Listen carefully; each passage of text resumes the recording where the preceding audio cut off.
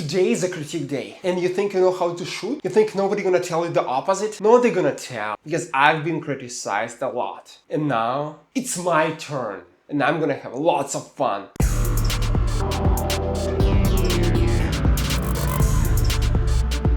So let's start. What I can see right away on this first one is the hair. Hair, if it looks like this, girls don't like it. Because every girl wish her hair would be the best one, you know, like a princess hair. You pay attention to the hair and the amount of hair your model is holding. Another thing here is that the hands here, they make a rectangular. And this rectangular takes lots of space on the screen and make her arms really big. When I show you this part, it looks much brighter than any other part of my face. Like this, right? So that's why it takes much more attention, because it's just in front, it's closer to the lens, and it's brighter. So this is what we have on this picture. That's why her arms look much bigger than they are in real life. So what we have here? We have hair and we have big arms that doesn't look feminine. They look more like a masculine hands in this particular picture, because of the light and because of the position on the camera. Also the light here, light is nice, but the thing is, it's supposed to be a golden hour, right? And when you have a golden hour, you want to emphasize on the light that this is orangey, soft light, wrapping your model everywhere. In this case, you see more light on her face for sure, but it doesn't feel soft, moody enough for my taste. I would change colors a little bit, and for this I will be using my preset with some adjustments. This is before and this is after. Always ask your model to relax her or his lips, because if lips are like this and your model trying to kind of show some stillness, softness, it doesn't make any sense. It doesn't work. It's not natural. Standing like this and be happy because of the light of the sun going down. No, you would relax your lips. It would be like just some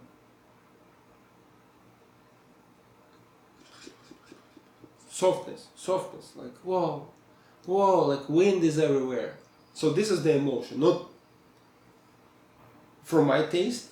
I like this picture more. It has emotion. What's wrong with this picture is that it's out of focus. Every time when you shoot a model, a human being, it's important to focus on the eyes, unless you have some creative idea and you want to have your focus on some other part of the body, intentionally. But other than that, if it's just a portrait and eyes are out of focus, it means that this picture just like... Next, always pay attention to your focus, okay? This is one thing here. Another one, it's the amount of this blue sky on this side of the picture. As you see, it takes lots of space on the photo, and when you take a look at this photo, what you see first? Ear. You see ear? Not the face, not something meaningful, whatever, but you look straight to the earring and it's out of focus. So when your point of attention is out of focus, it doesn't make any sense. Make sense? To make it a little better, we can crop it. She's just a little bit left from the screen, leave some space behind her, just the sky, and you cut wherever she's looking. It's a wrong idea. Why? Because when you look at something, when your model is looking somewhere in the picture, you need to have some space towards this direction. She cannot look just at the edge of the picture. It doesn't make any sense, because you're like, okay, where is she looking? I don't know. Where is she looking? I have no idea. Like, so that's why it's important to leave some space always towards the direction where you're looking. So I look in this way. I cannot just shoot like this, unless it's a creative idea, you know, some kind of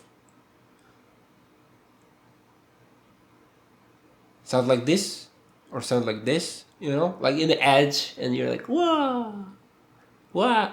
In this case, okay, you can fit your model into the edge of the screen, this is fine. But you need a wide lens, you need to make it kind of fun, you need to make it some reason for it. Other than that, if it's just a portrait, please leave some space around. You can crop it after, but as an original, no. Let's go to the next one. Again, here we have some another compositional mistakes, and they are actually obvious and easy to fix. First of all, here you have big barabat.